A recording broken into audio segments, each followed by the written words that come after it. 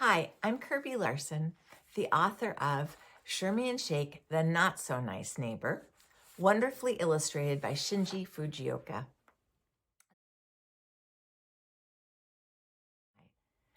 I am Team Shermy all the way. I'm a real bookworm and I hate being interrupted when I'm reading a good book.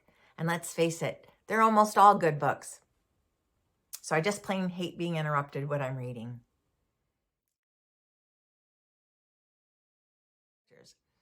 Well, honestly, Shermy started out as Benjamin, and I really don't remember in which revision the universe told me to change his name to Shermy. I just don't remember. But Shake was always Shake, and I think it's because I always wanted to have a nickname. In my mom's family, people have these great nicknames like Seh and Choppy and Pudge. Well, I don't think I'd want to have the nickname of Pudge, but I have always wanted to have a nickname.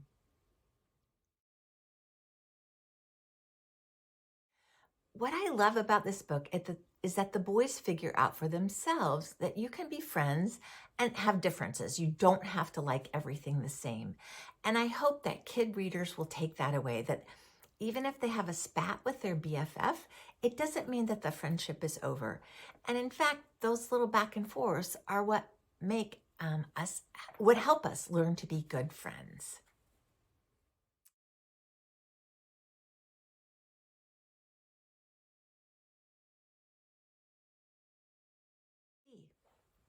Well, I really hate to give away too much about book 2, but let's just say that Shermy gets a lot more opportunities to navigate his relationship with Shake.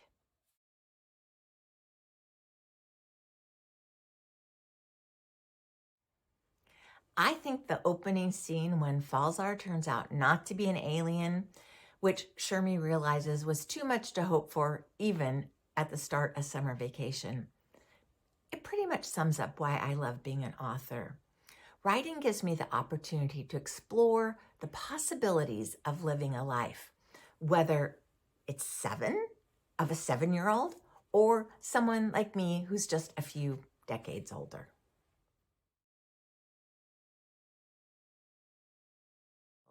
And I actually have 3 bits of advice. 2 I've given forever and ever, and 1 is a new one.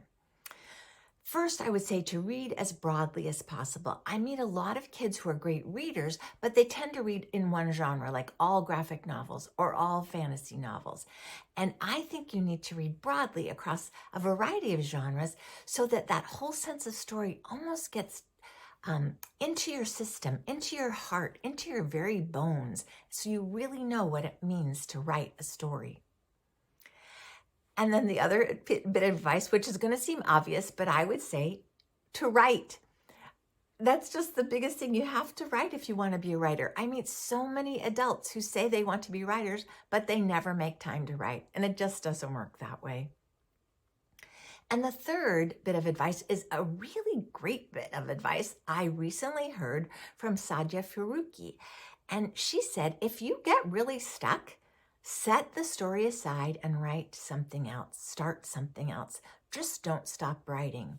And I actually thought that was brilliant, especially for young writers. I think we older folks have a little more patience and stamina and more skills to figure out a writing problem we may have. But I think for kids, if they really get stuck, set that aside and start something new.